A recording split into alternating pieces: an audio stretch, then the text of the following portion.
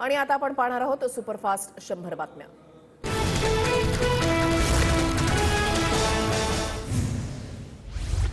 लोकसभेच्या पार्श्वभूमीवर पंतप्रधान नरेंद्र मोदी आज तेलंगणाच्या दौऱ्यावर। तेलंगणाला जाण्यापूर्वी मोदी नागपूर विमानतळावर येणार। नागपुरातील भाजप पदाधिकाऱ्यांसोबत संवाद साधणार।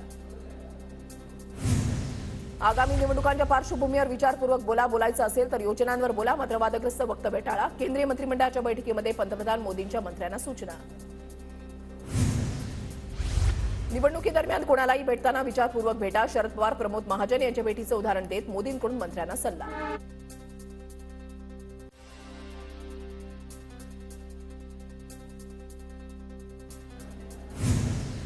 जेपी नड्डांच्या उपस्थितीमध्ये आज नागपूरमध्ये भाजप युवा मोर्चाचं राष्ट्रीय महासंमेलन। फडणवीस आणि बावनकुळेंचीही उपस्थिती असणार। लोकसभा निवडणुकीच्या दृष्टीनं भाजपकडून मोर्चे बांधणी।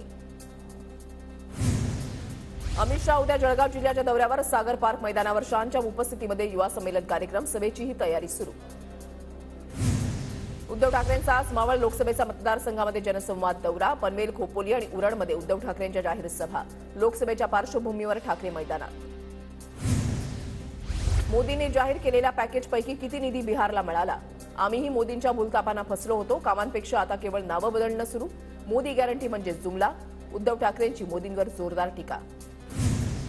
भाजपच्या पहिल्या यादीमध्ये निष्ठावंत नितीन गडकरींचं नाव नाही, मात्र ज्या कृपाशंकरांवर बेहिशेबी मालमत्तेचे आरोप लावले त्यांना पहिल्या यादीमध्ये तिकीट, ही कुठली गॅरंटी? ठाकरेंचा भाजपला सवाल। अबकी बार 400 पार नव्हे तर अबकी बार भाजप तडी पार। कसे 400 पार होतात ते पाहतोच। उद्धव ठाकरेंचा भाजपवर घणाघात।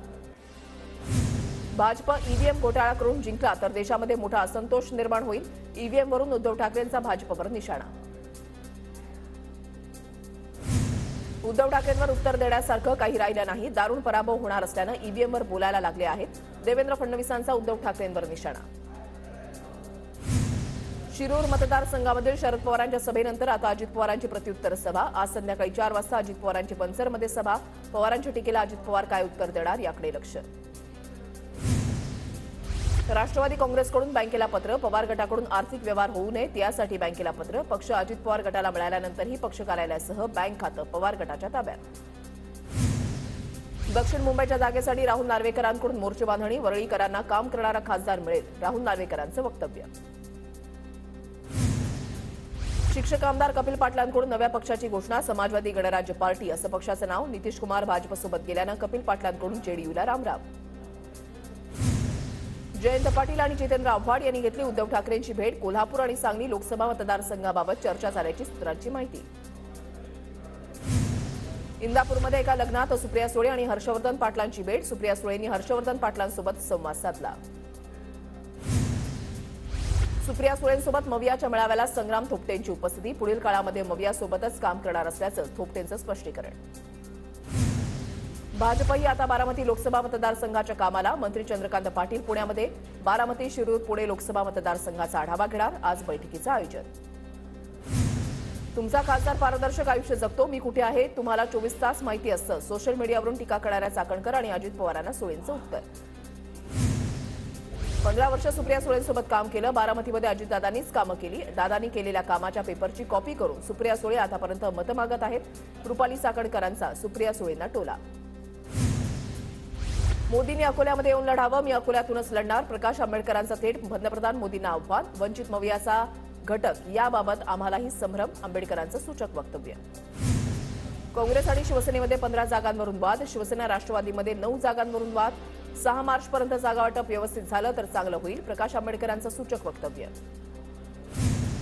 प्रकाश आंबेडकरांची महाराष्ट्रामध्ये स्वतःची ताकद आहे, मात्र आंबेडकरांच्या पक्षाला शोभादायक वागणूक दिली जात नाही। मंत्री दीपक केसरकरांची मवियावर टीका। वंचितसोबत आल्यास 4 ते 5 जागा देणं शक्य। वंचितसोबत आल्यास आम्हाला आवडेलच। अनौपचारिक गप्पांमध्ये लोकसभेबाबत शरद पवारांचं मोठं वक्तव्य। तर रासपसोबत आल्यास म्हाडाची जागा देण्यासही तयार। वंचित मविया युतीचा तिढा 6 तारखेपर्यंत सुटलेला असेल। विजय वडेट्टीवारांची माहिती। तिन्ही पक्षाचे प्रमुख प्रकाश आंबेडकरांशी चर्चा करणार असल्याचंही वक्तव्य। माहितीमध्ये राष्ट्रवादीकडून लोकसभेच्या 10 जागांवर दावा। मंत्री छगन भुजबळ यांची माहिती। लोकसभेसाठी शिवसेनेला 18 जागा मिळाव्यात, सर्व खासदारांचा आग्रह। शिवसेनेचे खासदार हेमंत पाटील यांची प्रतिक्रिया। साताऱ्यामध्ये जिल्हा राष्ट्रवादी काँग्रेस शरदचंद्र पवार पक्षाच्या नियुक्त्या। जिल्हा पदवीधर सेलच्या उपाध्यक्षपदी संजय पानवळ आणि पाटण तालुका कार्याध्यक्षपदी राहुल कचरे यांची नियुक्ती. देवेंद्र फडणवीसांपासून मोदींना हक्कानं सांगेन, रत्नागिरी सिंधुदुर्गमध्ये कमळच फुलणार, चिंता करू नका, इथे कमळच फुलणार. गोव्याचे मुख्यमंत्री प्रमोद सावंत यांचा पुन्हा एकदा दावा. पवारांवर टीका करणारे गीते आता राजकीय कारणासाठी पवारांचे पाय धरतात. सुनील तटकरेंचा अनंत गीतेंवर पलटवार. माझ्यासमोर लोकसभेला गीतेंचं आव्हान आहे असं मी मानत नाही, असाही टोला. वाशिम जिल्ह्यामधल्या शेतकऱ्यांना शेतीविषयक माहिती मिळावी म्हणून बाळासाहेब ठाकरे शेतकरी भवनाची निर्मिती. आज मुख्यमंत्री एकनाथ शिंदेंच्या हस्ते शेतकरी भवनाचं उद्घाटन होणार. समृद्धी महामार्गाचा तिसरा टप्पा आजपासून सुरू होणार. भरवीर ते इगतपुरीचा 25 किलोमीटर टप्प्याचं काम पूर्ण. 600 किलोमीटर लांबीचे 2 टप्पे याआधी सुरू. उज्जैनप्रमाणे अंबरनाथच्या शिवमंदिराचा कॉरिडॉर होणार. अंबरनाथ शहराच्या विकासासाठी निधी कमी पडू देणार नाही. मुख्यमंत्री एकनाथ शिंदेंचा अंबरनाथकरांना शब्द. डोंबिवलीमधील शासन आपल्या दारी कार्यक्रमाच्या वेळेला मुख्यमंत्री एकनाथ शिंदेंनी चालवला ट्रॅक्टर. यावेळेला काही लाभार्थी शेतकऱ्यांना ट्रॅक्टर देण्यात आले. बाळासाहेबांचा कित्ता एकनाथ शिंदे गिरवतायत. गोविंदगिरी महाराज यांचं अंबरनाथच्या कार्यक्रमात वक्तव्य. अंबरनाथमध्ये राष्ट्रवादी काँग्रेसचे पदाधिकारी भालचंद्र भोईर आता शिंदेंच्या शिवसेनेमध्ये. मुख्यमंत्री एकनाथ शिंदेंच्या उपस्थितीमध्ये सपत्नीक शिवसेनेमध्ये केला प्रवेश. मुख्यमंत्री एकनाथ शिंदेंच्या उपस्थितीमध्ये उरण विधानसभेमधील नेत्यांचा शिवसेनेमध्ये प्रवेश. दीपक ठाकूर, चंद्रकांत पाटील, प्रथम पाटील, विजय भुसेनसह क्षितिज शिंगरेंचा शिवसेनेमध्ये जाहीर प्रवेश. शिक्षण मंत्री दीपक केसरकरांना आंबोलीमधील संतप्त महिलांचा घेराव. वन परिसरातील अनधिकृत बांधकामाच्या मुद्द्यावरून ग्रामस्थ आक्रमक. 18 दिवसांपासून ग्रामस्थांचं उपोषण. रायगड जिल्ह्यामधल्या महाडमधील फौजी आंबवणीमधील एका लग्न समारंभाला भाजप नेते प्रवीण दरेकरांची हजेरी. यावेळेला दरेकरांनी मंगलाष्टका गायल्या. राजन साळवींच्या कुटुंबियांना आज एसीबी कार्यालयामध्ये हजेरी लावण्याचे आदेश. आज साळवींचं कुटुंब जबाब नोंदवणार. अवैध मालमत्ता प्रकरणी राजन साळवींसह कुटुंबाविरोधात गुन्हा दाखल. वांद्रे पूर्वमधल्या संत ज्ञानेश्वर नगरमध्ये ठाकरे गटाचे नेते अनिल परब यांचा जनता दरबार. दरबारामध्ये नागरिकांचा मोठ्या संख्येनं सहभाग. ज्ञानेश्वर नगरच्या पुनर्विकासाबाबत जाहीर संवाद. शिंदे गटाचे श्रीरंग बारणे नको. मावळमधील भाजपचे बाळा भेगडेच आमचे उमेदवार असतील. मावळचे प्रचार प्रमुख रवींद्र भेगडेंकडून सूतोवाच. मी आखाड्यामध्ये उतरायला तयार. म्हाडा लोकसभा लढण्यासाठी रणजितसिंह निंबाळकर पुन्हा इच्छुक. मोहिते पाटलांना तिकीट दिल्यास त्यांचा प्रचार करणार असल्याची माहिती. म्हाडाचे खासदार रणजितसिंह नाईक निंबाळकरांचा भाजप कार्यकर्त्यांनीच गाजरं दाखवली. निंबाळकरांच्या गाडीसमोर गाजरं टाकत निष्क्रिय खासदार म्हणून घोषणाबाजी. भाजप कार्यकर्त्यांनीच आंदोलन केल्यानं म्हाड्यामध्ये चर्चेला उधाण. म्हाडा मतदारसंघावर राष्ट्रवादी अजित पवार गटाचा दावा. म्हाड्याचा खासदार अद्याप तरी अदृश्य. रामजर्जे निंबाळकरांचा रणजितसिंह नाईक निंबाळकरांना टोला. मुंबईच्या जंजीर रुग्णालयामधील नवीन विभागांचं आज लोकार्पण. उपमुख्यमंत्री अजित पवार, मंत्री दीपक केसरकर, हसन मुश्रीफ उपस्थित राहणार.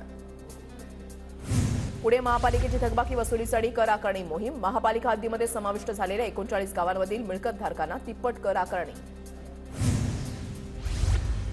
कोकण रेल्वे मार्गावर गुरुवारी 3 तासांचा मेगा ब्लॉक. देखभाल दुरुस्तीच्या कामासाठी मुर्डेश्वर सेनापुरा विभागादरम्यान ब्लॉक. नियमित गाड्यांच्या वेळापत्रकामध्ये बदल. मुंबईच्या किनारपट्टीवर थंड वाऱ्याच्या प्रमाणामध्ये वाढ. मुंबईच्या किमान तापमानामध्ये घट. पुढील 2 दिवस मुंबईकरांना गारवा जाणवण्याची शक्यता. देशात गहू उत्पादनाचा आलेख चढता. यंदाच्या रब्बी हंगामामध्ये गव्हाचं उत्पादन 1140 लाख टनवर जाण्याचा केंद्रीय कृषी मंत्र्यांचा अंदाज. पुणे रेल्वे विभागाकडून रेकॉर्ड ब्रेक दंड वसुली. पुणे रेल्वेची फुकट्या प्रवाशांकडून दररोज 6 लाख रुपये दंडाची वसुली.